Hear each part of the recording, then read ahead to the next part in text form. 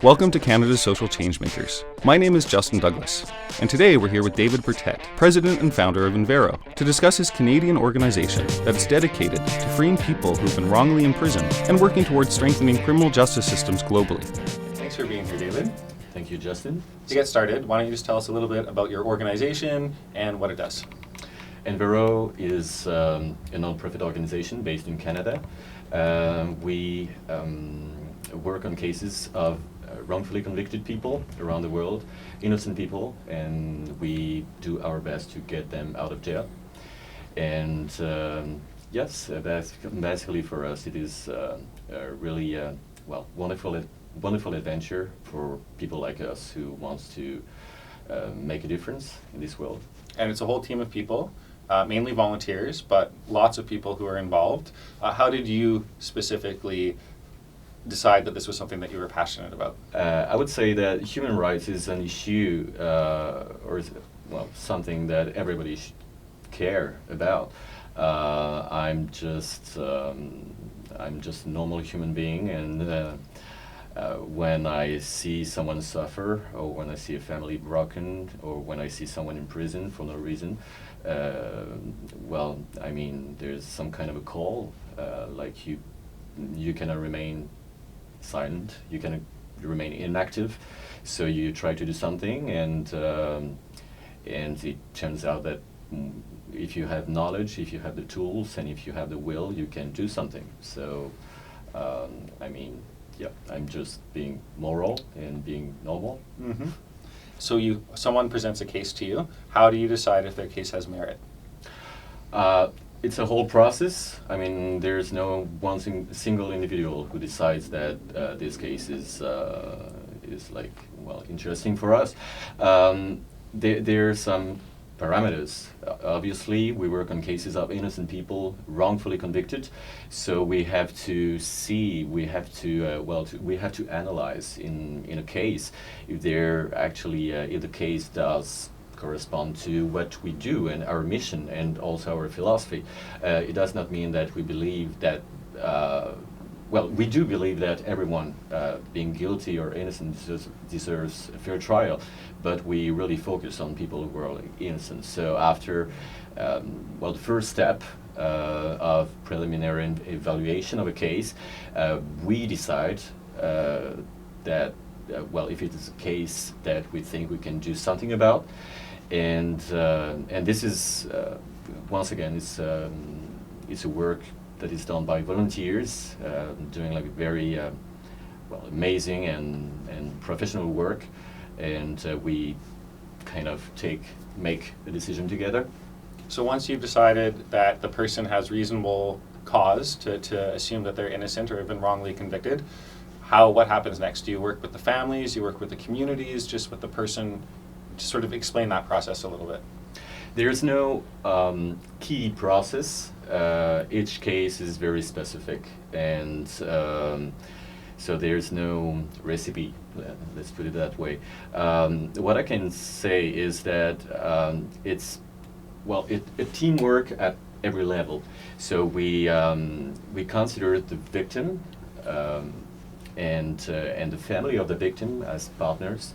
So we're going to establish a strategy of defense, and we're going to work with everyone who can be involved in a positive way, including the government, because we don't go against the government without any reason. So we basically partner with everyone who may have a positive impact on this case. Okay, and so what countries are you working in? Because you do some work in Canada, but you have mentioned a little bit Mexico. Where are some of the other places that you're working right now? Mostly we work outside Canada. It doesn't mean that Canada is a perfect country and there are no injustices and crimes or corruption or anything like that. But it turns out that most of the cases that we work on are cases of Mexicans in Mexico, Colombians in Colombia. There's one case in Iran. We have 2 or 3 cases of Canadians wrongfully convicted in another country. But it's not a majority. The thing is that we do not consider citizenship as a relevant feature for a case to be taken by us. There are other organizations already defending the rights of Canadian nationals outside Canada. So what really determines for us if a case deserves to be studied by us is the people probably innocent, and is there something that we at our level can actually do? So you work in Canada and you work abroad in other countries, and in Canada we have a certain understanding of the rule of law, and other countries might have different understandings. So what's your experience been working at home versus working in countries abroad with different rules? It's always the same attitude, I would say.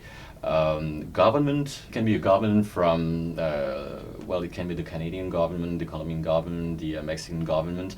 It always amounts to the way you're going to address the issues. And I think that as a non-profit organization, we at En Vero, we really value the dialogue with officials. I mean, of course, there are things that need to be improved in every country, in Canada and abroad. So, and actually, the systems of law are not so different.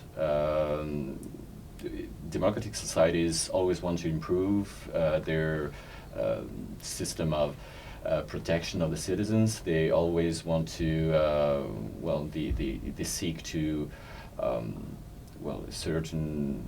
better conformity with the system of international law, and that's basically what we try to do. We try to promote the international standards at every level and in every country, because deeply that's what every system of law is for. So in effect, you're working with individuals, but you're also trying to change the whole structure in essential too. I mean, well, if it needs to be changed, yes.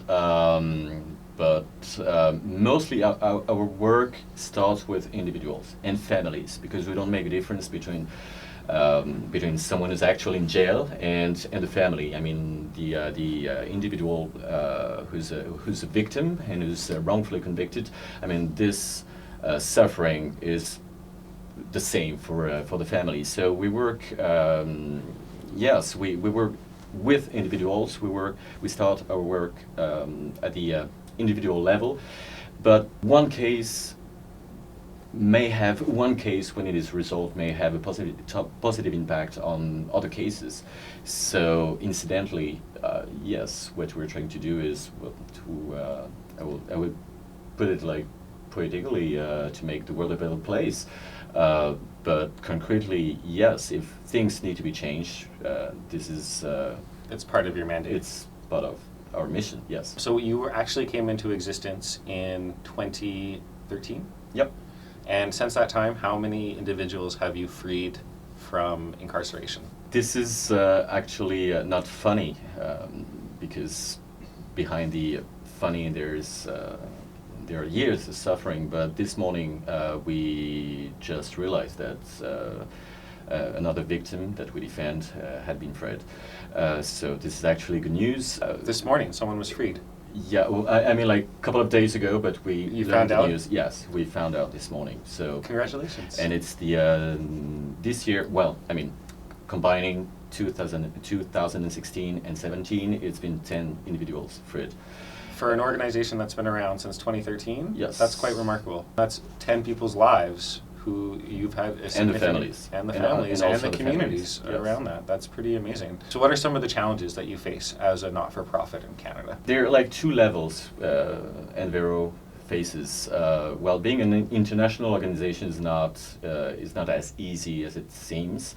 I would say that working at an international level may have some counter effect. For instance, what we do at En Vero is we intervene directly in the legal process, and sometimes people use, to me it's a fake argument, but it's more like a patriotistic argument.